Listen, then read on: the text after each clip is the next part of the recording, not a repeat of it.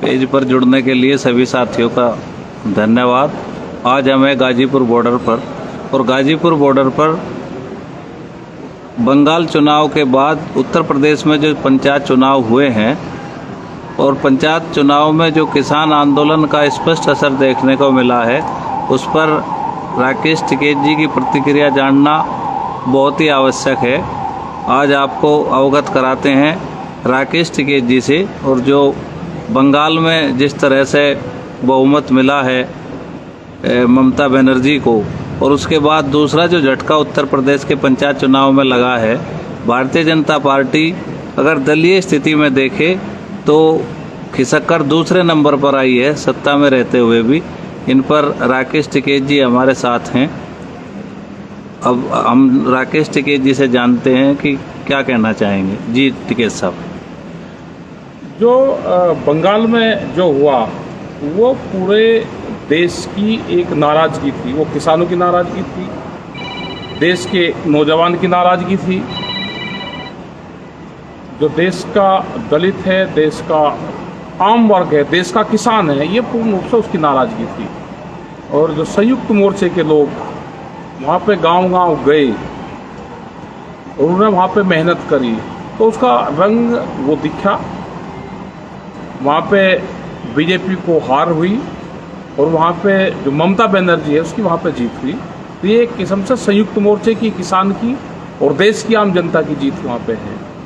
यही हाल उत्तर प्रदेश के चुनाव में रहा, जो पंचायत के चुनाव है या प्रधानी के चुनाव है, उसमें भी यही है कि बहुत करारी हार बीजेपी की हुई है और बहुत जगह धोखाधड़ी से इन्होंने अपने लोग जिताए। पूरा पुलिस प्रशासन का पूरा मिसयूज करा गया, लोगों को ज़बरदस्ती हराया गया। जो जीते हुए कैंडिडेट थे उनको हराने का काम करा गया। उसके बावजूद भी बहुत बुरी हालात है। आज अब ये जिला पंचायत के जो अध्यक्ष बनेंगे, इसमें पूरे विपक्ष को एक होना चाहिए। विपक्ष एक होगा तो इनको आप मात दे सकते हो। अगर विपक्ष एक नहीं होगा तो ये फिर हावी होंगे और पूरा जो इनका पुलिस फोर्स है, जो इनको एसओज हैं, जो थाने हैं, वे पूरा जिला पंचायत अध्यक्ष का चुनाव लड़वाने का काम करेंगे। तो लोगों को डरने की, घबराने की जरूरत नहीं है। सब लोग इकट्ठे होकर इनका मुकाबला अगर करोगे तो आप जिंदा रहोगे, नहीं तो ये जिला पंचायत अध्यक्ष अपने बनाएंगे। और कम वोट इनकी हैं उसके बावजूद भी ये बनावेंगे, क्योंकि पुलिस फोर्स इनके हाथ में है, तो इनका मुकाबला करना पड़ेगा। यहाँ पे धरना जो गाजीपुर पे है या पूरा दिल्ली के चारों तरफ है, ये धरने चले हुए हैं। और धरने ये जब तक चलेंगे जब तक भारत सरकार बातचीत नहीं करेगी, मसलों का समाधान नहीं करेगी, ये धरने हटेंगे नहीं यहाँ से। जिस तरह से बंगाल के बाद उत्तर प्रदेश में आप लोगों के स्पष्ट अपील भी नहीं थी, बस ये था कि भाई भारतीय जनता पार्टी को वोट ना दें, क्योंकि इसमें बहुत सारे लोग लड़ते हैं, संगठन के एक जगह से 4-4 लोग लड़ते हैं। उसके बावजूद भी ये किसान और मजदूरों ने ये दिखाया है कि भारतीय जनता पार्टी के खिलाफ वोट किया है। तो ये जो नाराजगी है धरातल पे, क्या सरकार इससे घबरा कर अब किसानों की मांगों को पूरा करने के लिए कोई कार्य करेगी, ऐसी कोई उम्मीद है? अब उम्मीद है कि सरकार अब बातचीत पे जरूर करेगी सरकार। और अगर सरकार बातचीत अब भी नहीं करेगी तो ये आंदोलन तो खत्म नहीं होते, आंदोलन तो चलते रहेंगे। क्योंकि देश की आज़ादी की जो लड़ाई थी उसके आंदोलन 90 वर्ष चले, तो किसान तो वापसी नहीं जाएगा। किसान तो लड़ाई लड़ेगा और पूरे देश के हालात बहुत खराब है। पूरा देश को आधा देश इन्होंने बेच लिया।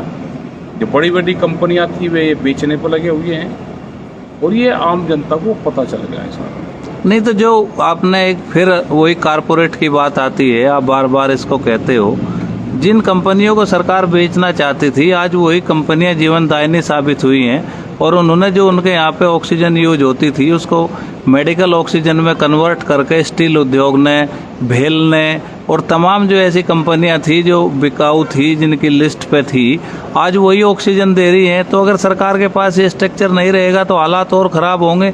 और कोरोना पे आप सरकार का किस तरह से फेलियर मानते हैं? कोरोना पे तो सरकार ही नहीं, सरकार ने तो हाथ खड़े कर दिए। इनके तो जो मंत्री हैं वे हॉस्पिटलों में जाके लेट गए, अपने आप को कोविड का वो दिखा के और क्वारंटाइन हो गए, वहाँ पे हॉस्पिटल ले लिए।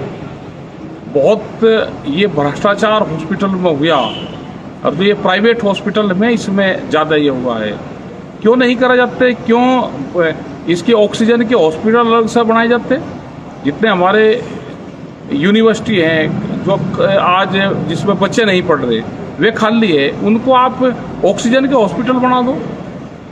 वो एक प्राथमिकता है। जब यहाँ पे ऑक्सीजन बैंक की बात आप कर रहे हैं? ऑक्सीजन बैंक जो जैसे यहाँ पे गुरुद्वारा यहाँ इंदिरापुरम में गाजियाबाद में है, ये सड़क के ऊपर करीब 6000 से ज़्यादा लोगों की जान इन्होंने बचा दी अब तक।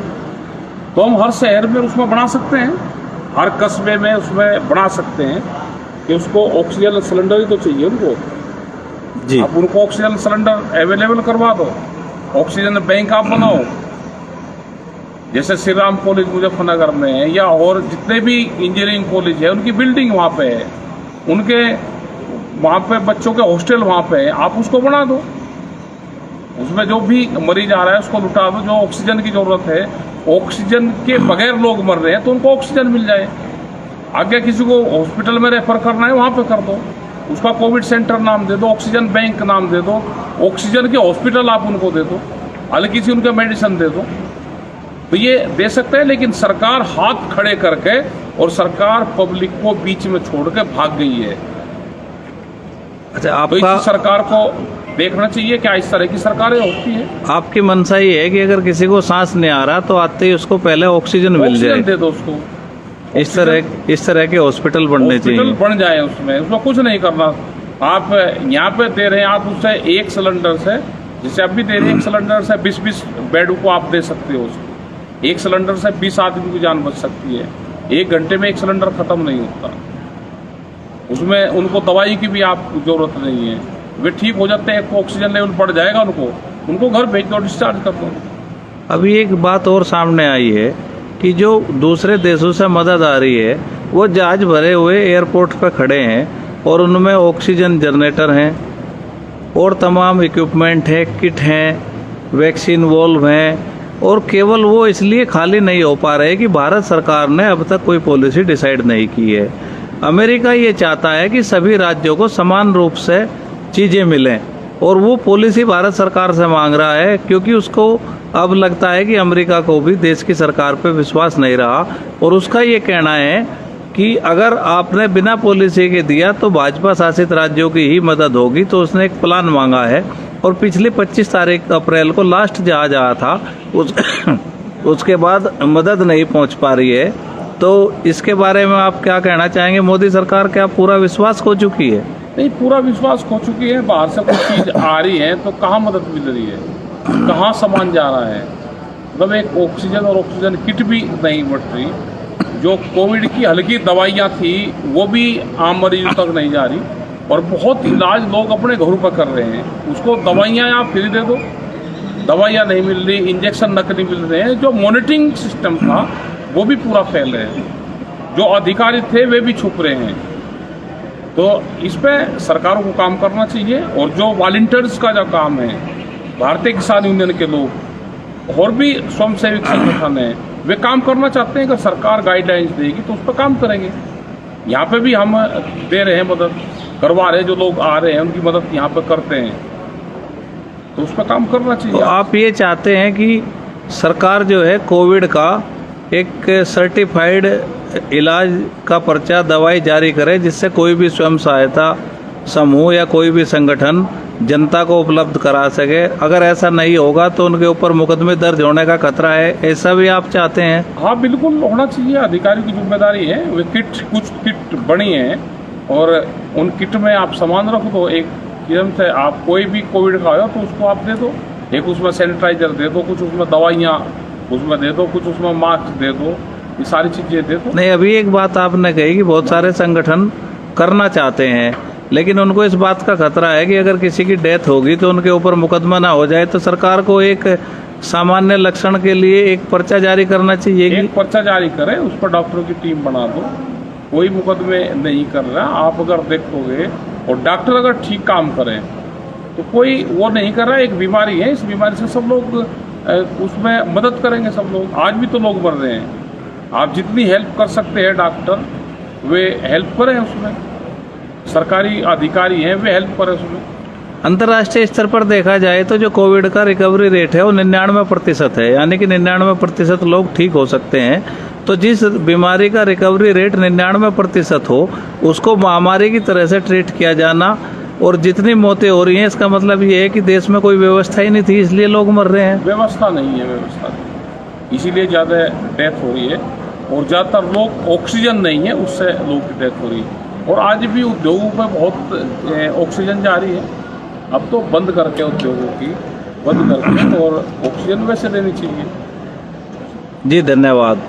हमारे साथ थे राकेश टिकेत जी, और आज कोरोना बंगाल और उत्तर प्रदेश के पंचायत चुनाव पर जो बेबाकी से बात रखी है, आपसे आग्रह है कि इसको आगे तक पहुंचाएं, और जो देश में एक संकट है उस संकट में आप सब लोग जो है साथ दें। और आप भारतीय किसान यूनियन के लोगों से क्या अपील करते हैं जी?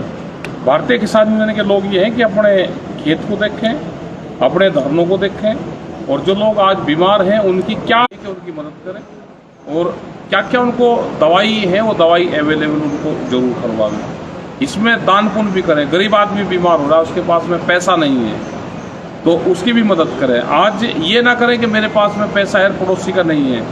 आज ये समझेगा अगर पड़ोसी बीमार है तो कल मैं भी होऊंगा, तो पड़ोसी का ठीक होना जरूरी है। अगर पड़ोसी बीमार होगा तो वो बीमारी मेरे घर पे भी आएगी। तो हम पड़ोसी को ठीक करें, अपने पैसे से ठीक करें, उसकी मदद करें हर संभव।